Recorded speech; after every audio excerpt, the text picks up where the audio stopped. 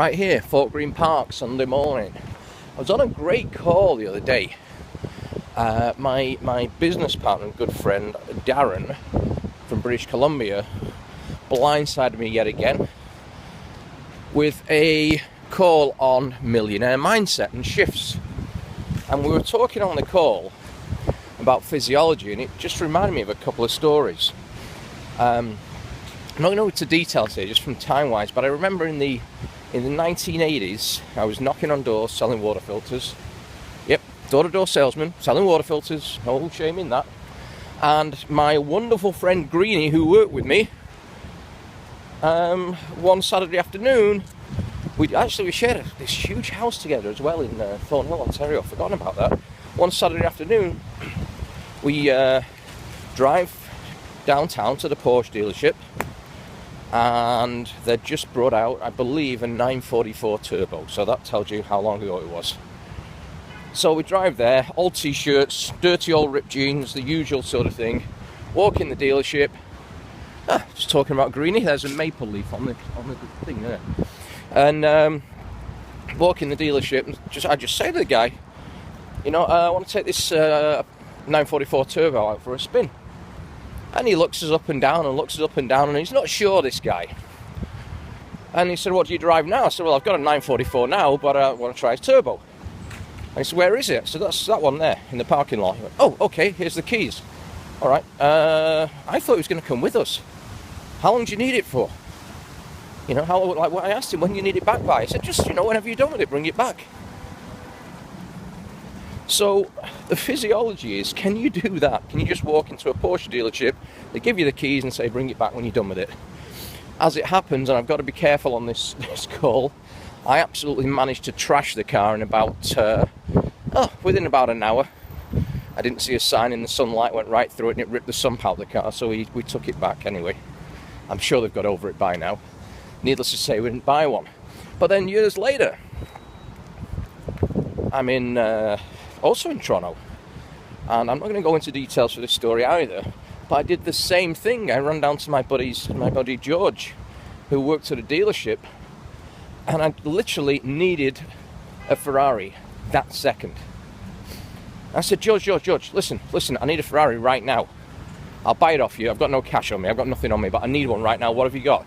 Well, we've got this coming in tomorrow, and this one to be serviced. I said, no, I need one now. I've got to take it with me right now. He said, well, all we've got is that Mondial there, that's ready to go. I said, okay, I'll take that. Okay, sort it out later. It should start up.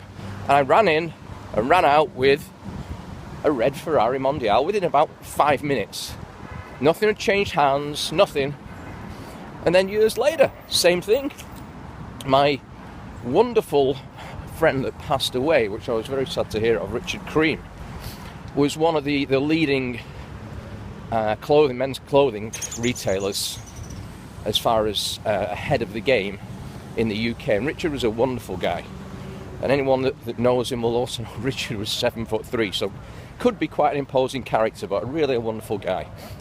And, I've been friendly with Richard over the years, and I was back working in the UK, and we had a whole team of people out knocking on doors, and, life was good.